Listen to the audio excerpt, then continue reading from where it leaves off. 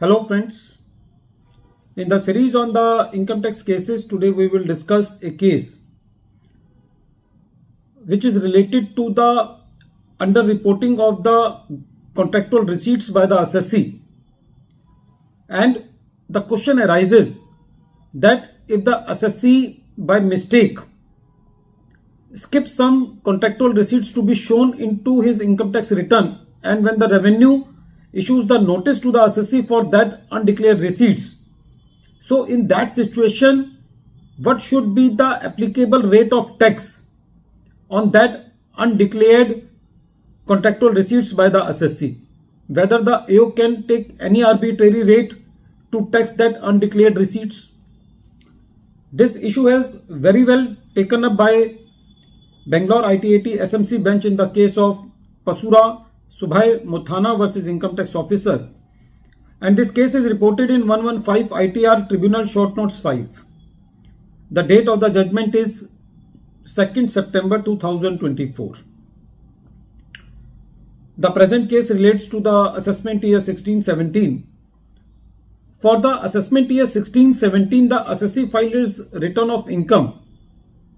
under section 44 AD, that is the taxation under the presumptive scheme, by taking a rate of 8% of his contractual receipts.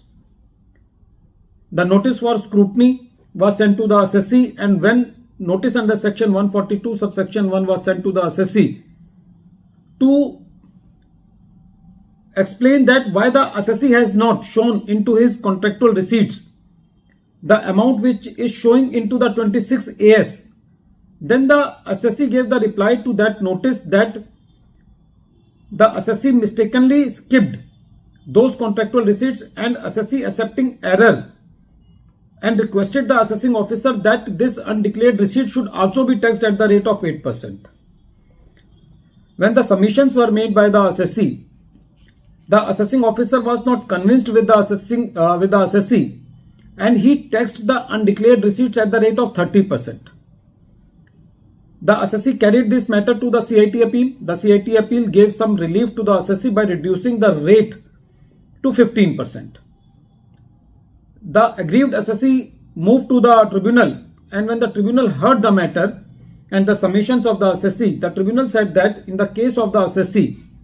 was relating to the assessment year 16-17, and for the prior years also,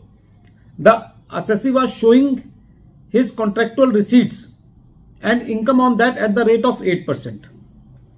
The tribunal further said that in the case of the assessee for the succeeding years, the assessee books of accounts were audited by the chartered accountant, and the assessee was showing the rate of 8.24% as income of the assessee. So from the facts and circumstances of the case of the assessee, when the assessee is showing 8% on presumptive taxation in the previous years and 8.24% in the succeeding year, then in that case the rate of 8.24% that is based on the audited accounts is more dependable. So the tribunal said that since the assessee was carrying on the same line of business, that is the contractual receipts,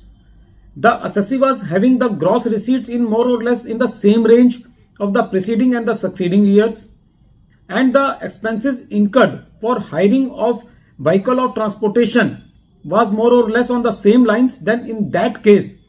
from all the facts and circumstances of the case, the rate of 8.24% should be applied for calculating the income of the assessee on the undeclared receipts.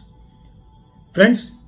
this is a very welcome judgment because it is based on some scientific methods, because if the assessee has skipped something, then it doesn't mean that he should be taxed at some arbitrary rate. So the base of previous years or the succeeding years can be taken as the main criteria for adopting the rate. But the assessee should not adopt this policy as a tax evasion policy, because if he does so by intention, then the assessee has to face the music of the penalties also for underreporting or misreporting or concealment of income. At the end of this video, once again I am repeating the name of the case. The name of the case is Pasura Subhai Muthana versus Income Tax Officer, and this case is reported in 115 ITR Tribunal Short Notes 5, and the matter has been decided by Bangalore ITIT SMC bench on 2nd September 2024. Thank you, friends.